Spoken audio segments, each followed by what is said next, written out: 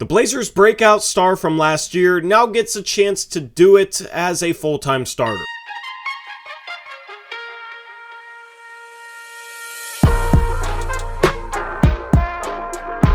What's going on, everybody? Welcome back to another player preview. This one is on Anfernee Simons. There's been a bunch that I've dropped in this series that's included in a playlist in the description. And with that being said, let's talk Ant. Last season, Anfernee Simons played in 57 games, starting 30 of them, averaging 17 points, 4 assists, and 2.5 boards, while shooting 44% from the field, including 49% from 2 and over 40% from 3 for the second straight season. Ant's numbers were even more impressive as a starter, where he averaged 22 points and 5.5 assists and was even more efficient as a scorer. Simons' breakout led to the Blazers trading CJ McCollum at the trade deadline. He ended up in New Orleans, and now Ant will try and replicate the magic next to Damian Lillard that CJ McCollum once had. When it comes to his offensive game, Simons is one of the deadliest shooters in the league, and this should function really well next to Damian Lillard this season. The fact that he shot over 40% on threes while shooting 9.5 per 36 minutes last year is absolutely insane. He shot a lot of very tough off the dribble looks, and you could definitely make the argument that Simons is a top 10 shooter in the NBA given his efficiency and his volume, as well as the difficulty of some of the threes that he can knock down off the dribble, off of step backs, and so forth. Simons shot around 48% on catch and shoot threes last season,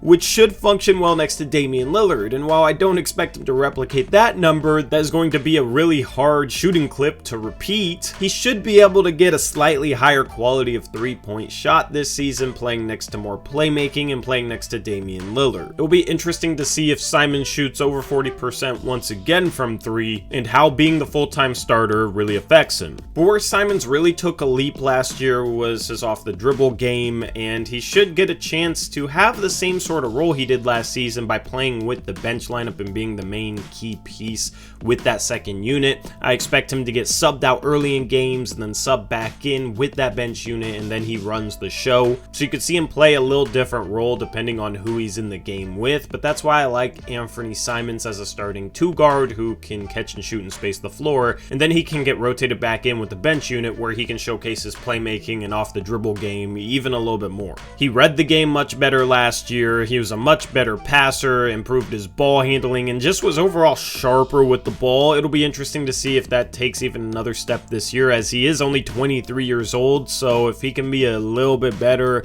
off the dribble and as a point guard and a playmaker, then that will go a long way for him to make a push to potentially be an all-star this season. And I've said this for many players, but I want to see Simons used more as a cutter this season. With his athleticism, if he can get opportunities to attack the rim in space, he can make use of that jumping ability to finish strong around the rim, maybe put a poster on someone. I also like that the Blazers will occasionally run backdoor lobs for him. He can be a true threat on those. And with Josh Hart and Jeremy Grant being the starting forwards, you probably have enough passing from both those spots in order to hit Simons on a backdoor lob or a backdoor cut or whatever action has Simons off the ball.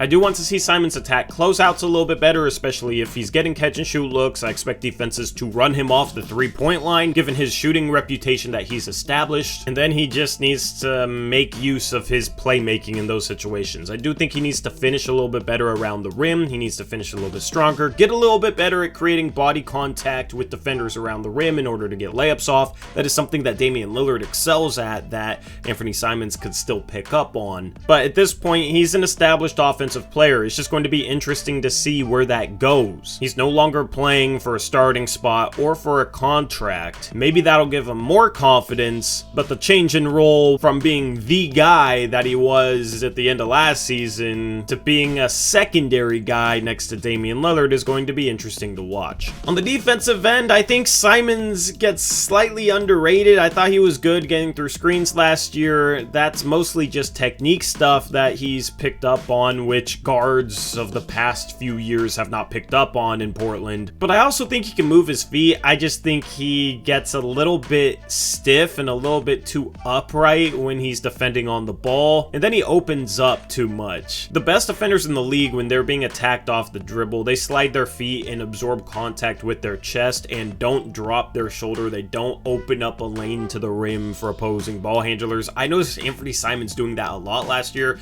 and some of that could be due to a lack of strength where he can't absorb that contact in his chest. So hopefully he's stronger this season so he can play more square against opposing ball handlers and not open the door as much. And then I think him just getting into a little bit more of a stance will be beneficial. If he can do those things, I could see him being an okay defensive player. He still has a lack of size, and it would be hard for him to be a really good defensive player, but I think there's some small things that he can change or improve upon that could make him okay. I think a lot of people assume that he's always going to be a negative defender, and I don't think he has to be. I think if he commits to the defensive side of the ball, he can be at least an adequate defensive player. It's not like he's slow of foot or not a fluid athlete, so I'm hopeful to see some improvement in that regard this season. Now let's look at some statistical goals. The first three are efficiency based. That is for him to shoot 50% from 2. He shot 49 last year. I want to see him shoot 41% from 3. He shot 40.5 last year, so a slight uptick in both of these numbers would be nice to see. I think he will get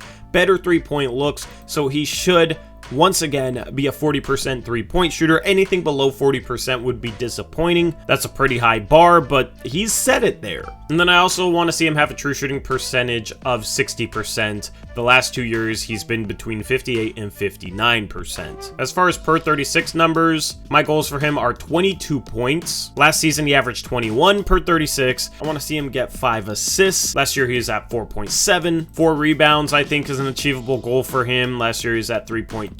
And then I want to see him get to the free throw line more. This is something I didn't talk about in his offensive breakdown, but even Anfernee Simons has acknowledged that the best scoring guards in the league get to the free throw line a lot, and he doesn't. Per 36 minutes, he averaged 2.5 free throw attempts per game. I would like to see a modest increase there to at least 3.5 free throw attempts per 36. This comes with him maybe being a little bit stronger, a little bit more confident initiating contact as you get more foul calls by doing so, but then also utilizing him maybe a little bit more as a cutter where he's able to get lanes to the rim, maybe using him off ball, coming off screens a little bit more, and everybody knows he can knock down shots in those situations, but that also could open up some driving lanes. He definitely improved his one-on-one game and can attack off the dribble, but I think manufacturing lanes for him to attack the rim is a good thing and will help him get to the line more and help him utilize his athleticism more. So that is honestly probably the number one thing that I'm looking for from him in terms of the system this season. Anyway, that wraps up the player profile on Anfernee Simons. Let me know what you think about Ant going into the season down in the comment section below. We have one final player preview left. That is on Damian Lillard. That should be a fun one, and then we're done with this series. And then I'll have a new set of videos starting tomorrow. A lot of them will be standalone, not part of a series, so that should be fun. And we'll start off with standings predictions. Anyway, that's a wrap. I'll catch you in the next one. Until then, as always, peace out. Go Blazers.